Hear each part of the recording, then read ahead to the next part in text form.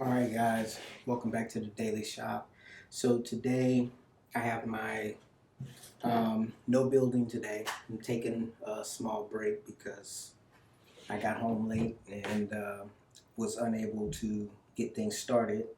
But as I said, I had a few products that came in the mail, and this right here is my Festool HKC 55EB, and it's on the 250 rail. So when I was using it a while ago, one of the things I found was that I see the use for the 420 and the 670 rails when you want to cut a bunch of different boards at the same time to length. So I went ahead and placed the order, and I'm going to go ahead and unbox those today. So we'll start off with the 420 rail, which I have here. I'll just set this over here to the side. Alright, so here, this is the Fsk420. This will give me a little bit more reach and capacity when cutting, like, say, 2x4s. I actually have a project that's going to require quite a few 2x4s coming up, and I'm going to actually be using this saw and just really kind of seeing how it actually fares. One of the criticisms of the saw is that at a 45-degree angle, it is not able to cut all the way through a 2x4. And I have tested it for myself, and that is true. And but for me personally, it's not a deal breaker. I have to say that in discovering the HKC 55, I also learned about the HKC 85, which is not sold here in the United States. And that's a larger saw that actually has the ability to, it can accept a dado blade on the saw so that you could actually cut dados with a track saw. It would be really nice if they actually released that here in the United States. It seems to be a fairly older tool, so I don't see that as something that's actually going to happen, but it seems like a really nice tool because as one of, well, basically, you know, that can help you to kind of move even further away from needing to own a table saw.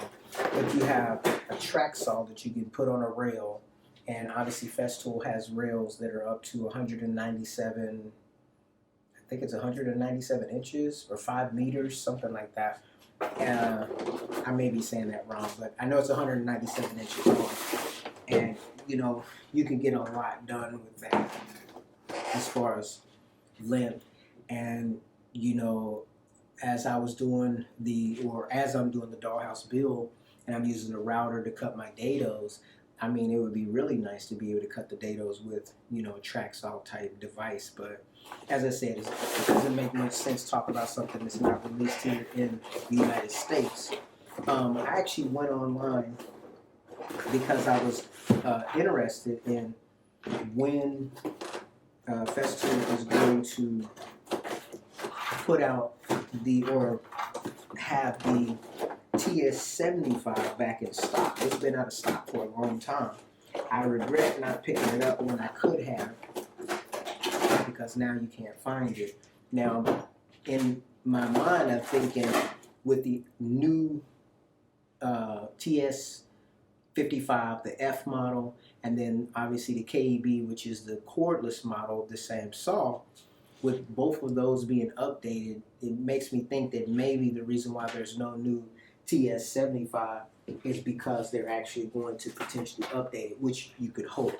And then in that case, then I'm not mad that I did not pick it up. That is a track saw that I'm still looking to get. I actually went on ToolNut's website today looking for it, and I ended up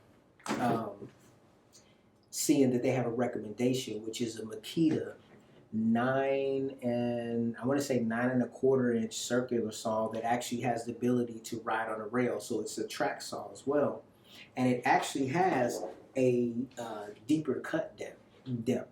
I believe I can't remember the exact numbers on the actual TS75, but it's 75 millimeter cut depth.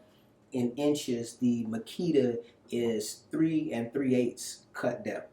So it can almost cut through 4x4 posts, which is 3.5 by 3.5. Now, that's actually compelling to me. Not that I need it. I wanted the TS55 or 75 because I wanted to kind of complete the set. So you see here we get another clamp in the box. We've got a manual. We have nice manuals for a rail. All of their tools come with those manuals. There's nothing else left in this box. All right, so this is the Fsk420 Rail, and it has all the same functionality. You've got 60 degrees in each direction as far as the ability to adjust. Right here, this is the portion that you actually butt up against your work. And then right now, what it's set to is, it's actually set to a 60-degree angle. So that's why it kind of goes all the way over like this. But when you loosen this knob here, and then you actually pull this all the way down, and right here is 0. So in 0, and then you want to tighten that knob back up, or else it can kind of slip out of position. And now you've butted up. This is a 90-degree cut right here. So let's look at how easily the saw goes on and off the rails. So you can see by comparison the size of the rails. Let's pop this off. So basically there's a lever here. You push it up and the saw just slides right on off. And there you see the 2 rails by comparison.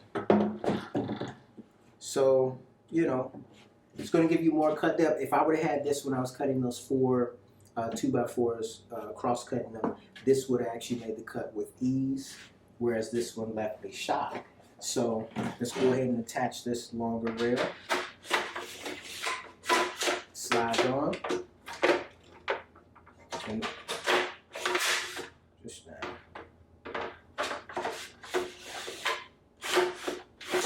Okay, there it is. You have to slide it all the way up past the bungee.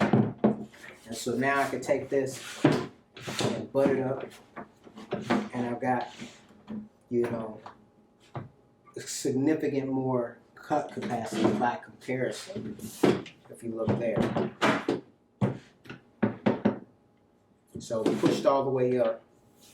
Well, not significant, but greater cut capacity. Let me not be ridiculous and over the top. So we have a greater cut capacity. I wanted to get something that was dedicated to cutting 2x4s and that type of lumber, and that's when this guy came on my radar, and so far it's okay. I mean, I'm happy with it. I don't regret the purchase as of yet, and obviously I've increased my investment into this ecosystem. Now this saw can run on the regular rails as well, right here. So if you wanted to use this, you don't just have to use these specialized rails. You could use it on a regular rail as well. You're just not going to get the great dust collection because you have this open area here. Now my understanding is that you have greater dust collection when you use the Festool vacuum, but I haven't tried that out yet. Alright, so you just push the tab up, you push the saw forward, push the tab up, and the device slides, the saw slides right off. I'm going to go ahead and set these to the side here. And then let's go ahead and, so now I actually have two of these, and I would imagine in the last one there will be one in there as well. So let's go ahead and unbox the final rail. So this here is the Fsk420 Rail. We're going to go ahead and open it up and kind of compare the lengths. Over the weekend, I'll probably do some cutting with these, just so you can kind of see what it looks like in action. I'm not going to do that tonight because it's a little bit later. All right. Just going to open this up.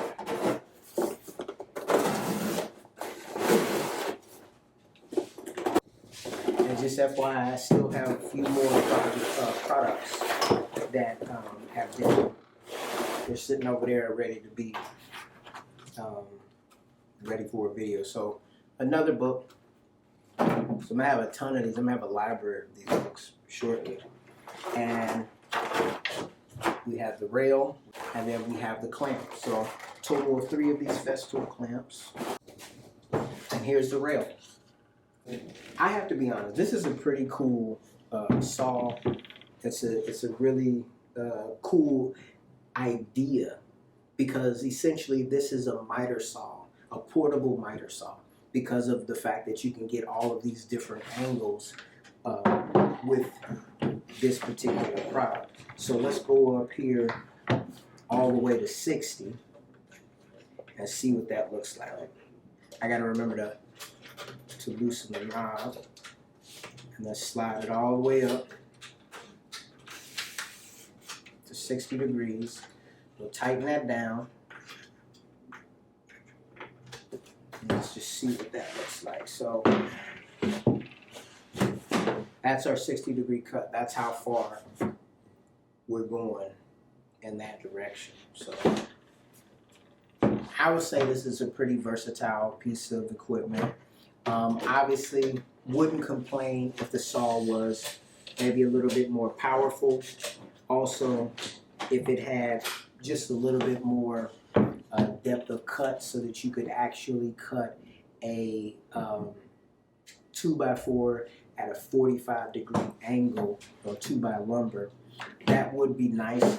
But once I discovered the actual HKC 85, I understood. It's very similar, like all companies. You make a product, you don't want to cannibalize the other products. So this is more for lighter duty applications, more compatible, more compact by comparison to the HK85, which actually is not battery powered, and it also, I believe it runs on like 220 or 240, whatever higher voltage that they use over there. So it's a pretty beefy piece of equipment. So by comparison, you can see that this saw has a particular market in a particular place. When you put it alongside the HK85, it makes sense. In my opinion, the shortcomings of this makes sense when you look at both saws, because that other saw obviously has an even deeper cut than the TS 75 track saw, at being 85 millimeters. So it's the deepest cut. Obviously, the more powerful saw, because it runs on 220 or 240, whatever they use over in that area of the world, and it has the ability to cut dados. So if this could do all of that, or if this actually had a deeper cut, then people probably wouldn't move away from this and get that saw where that saw is available. So they created a particular market for this saw, and there's a particular market for that other saw. So if you need more heavy duty, action, then you're going to go with that saw. And when I looked it up online, I want to say that saw is like $1,600 or something around that cost, which in my opinion, I think it would be worth it, because it is, in a lot of ways, it could be like a table saw replacement, because just like it uses these rails, so you get your miter saw functionality, but it can also use these rails here. So basically you have your long rips And being that you can use these rails, then you could actually use a parallel guide system.